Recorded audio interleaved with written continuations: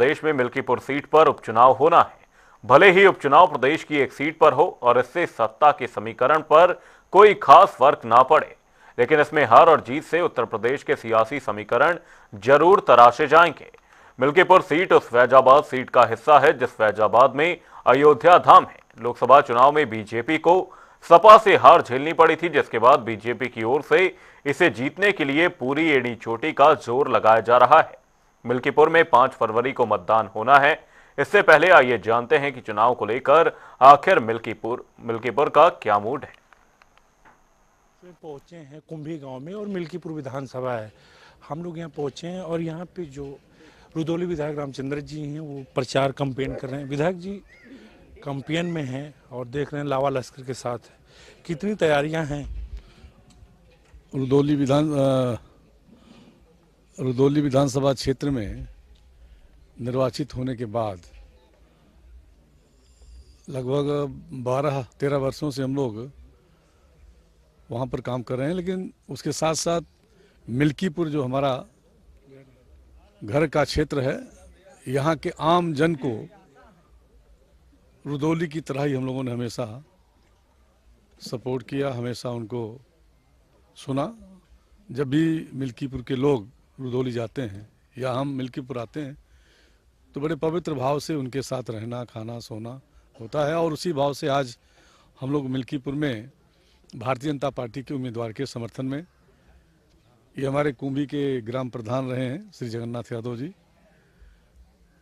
आज जब हम लोग विशाही पहुँचे, कुंभी, किनौली, इन गांव में जाने का अवसर मिला तो भारतीय जनता पार्टी को जिताने के लिए आम जन ने अपना समर्थन दिया है। और जब भारतीय जनता पार्टी लोकसभा के चुनाव के बाद उपचुनाव में लड़ रही है तो यहाँ की जनता ने भी तय किया है कि लोकसभा का भी बदला हमको इस चुनाव में लेना है। आज जब हम लोग क्षेत्र के भ्रमण पर हैं तो कई गांव में ये भी अवसर मिला कि अब इस क्षेत्र में जो क्षेत्रवासियों की उपेक्षा करने वाले समाजवादी पार्टी के सांसद हैं, इस क्षेत्र में आम जन का उपहास उड़ाने वाले और आम जन का अपमान करने वाले सांसद अवधेश प्रसाद को इस बार सबक सिखाना है। यह इस क्षेत्र के लोगों ने हम सब से कहा है।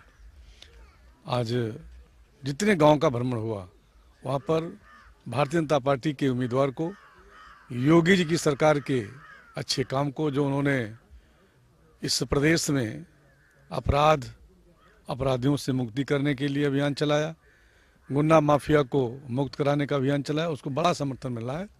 गरीबों की कल्याणकारी योजनाओं को भी लागू करने में योगी जी की सरकार ने काम किया है, उसका भी समर्थन मिल रहा है। इस तरह से चौतरफा भारतीय जनता पार्टी को समर्थन मिल रहा है। हम देख रहे हैं हाथ में भी कुछ लिए हैं, कुछ समस्या है, क्या है? अभी क्या है कि हम सब लंबे दिनों से 1984 से यहाँ पर काम किए हैं, तो जब कहीं भी जाना होता है तो बड़ी अच्छे भाव से कुछ न कुछ समस्याएं होती हैं तो उनको भी लोग देते हैं, हम उसको सुनते हैं, उसका निस्तारण करते हैं। ये हम लोगों के शुरू के एजेंडे में है। विधायक जी, मैं पूरा तमाम गांव हम लोग घूमे, यहाँ सबसे बड़ा मुद्दा है सांड का।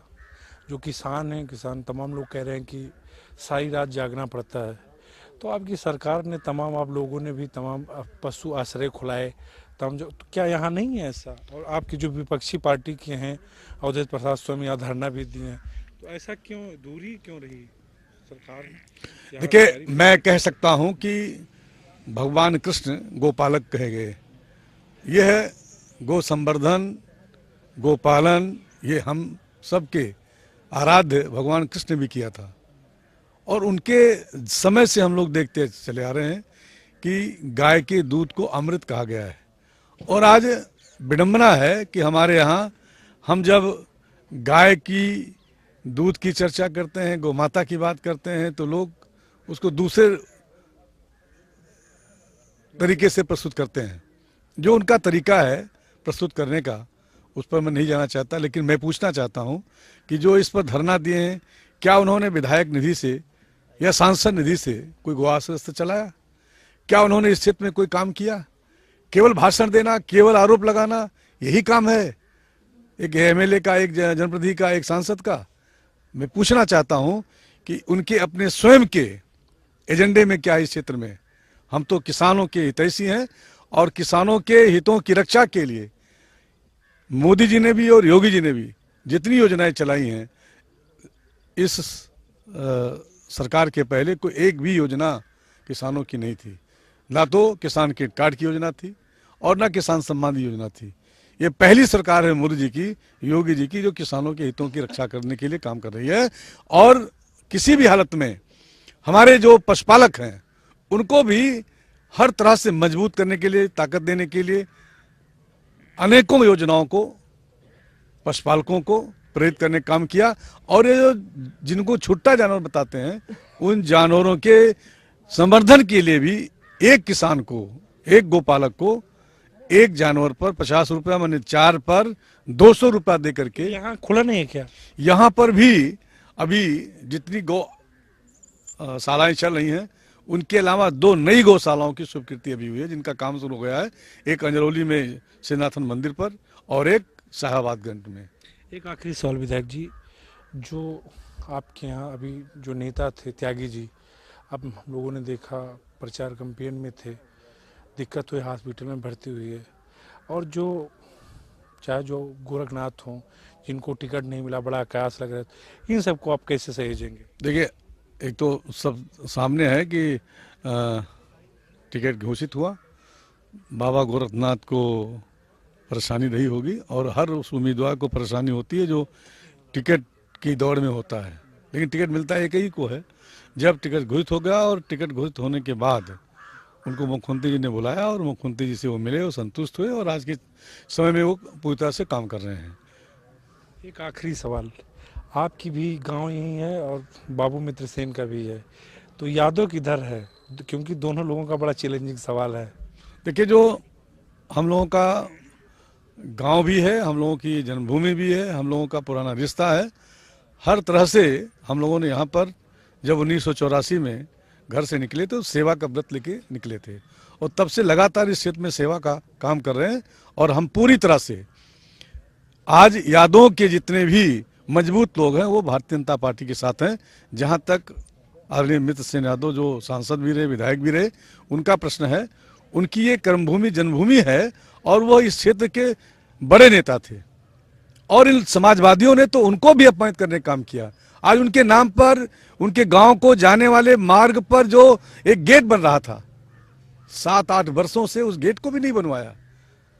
और मित्र सेन जी के साथ मैंने काम किया है, वो तो कहते थे, अवधेश प्रसाद को खुलेआम कहते थे कि ये गरीबों का विरोधी है। अवधेश प्रसाद को हमेशा वो कहते थे ये गरीबों का विरोधी है। चुनाव में बनेगा? बिल्कुल, हर हाल में हम कहते हैं समाजवादियों से कि अगर वो कहते हैं कि हम नहीं बना पाए तो 1 महीने के अंदर में उस गेट को बनवा करके जनता के हवाले करूंगा। धन्यवाद। ये थे विधायक रामचंद्र जी, जो रुदौली के विधायक हैं और इनका गांव भी है, और इन्होंने हर विभागी से बड़ी जिम्मेदारी दी गई है शिव के मुखिया योगी आदित्यनाथ के द्वारा, संगठन के द्वारा, क्योंकि इनके गांव है और मिल्कीपुर जो चुनाव है वो बड़ा दिलचस्प होगा। और यहाँ भी दुकानदार है, यहाँ भी लोग बैठे हैं, हम जानने की कोशिश करेंगे कि क्या माहौल है, क्या मुद्दे हैं और क्या क्या यहाँ पे समस्याएं हैं। दादा, चुनाव चला था, उपचुनाव कुछ पता है? उपचुनाव यहाँ है मिल्कीपुर में। कथी का है? विधानसभा विधायकी का। विधायकी का। हाँ, तो कुछ केका कौन और केके पल्ला भारी है? हम तो भैया सलाफत कही से। हाँ। हम मोदी खवावता है, मोदी के लिए भाई। अच्छा। हाँ, 25-14-15 वोट है हमारा। अच्छा, मोदी जी को। अच्छा, तो ये कुल सब बतावत हैं कि सांड बड़ा परेशान किए हैं। साल परेशान है का साल परेशान के वकील खोद के यहाँ के दिया हो तू, और वो खोदा है घर में। क्या नाम है दादा? रामदयाल। अच्छा, और भी लोग हैं, तमाम लोग हैं। आप बता ही दिए कि मोदी जी के कितने करीबी लोग हैं, कितने वो हैं। क्या हो भैया, क्या माहौल है? ठीक है। जीते होते कि हमें कौन पता है? भाई कौन है? वही तो प्रचार चलता। वोट कहाँ जाए? जहाँ मन पे हो दिन जे।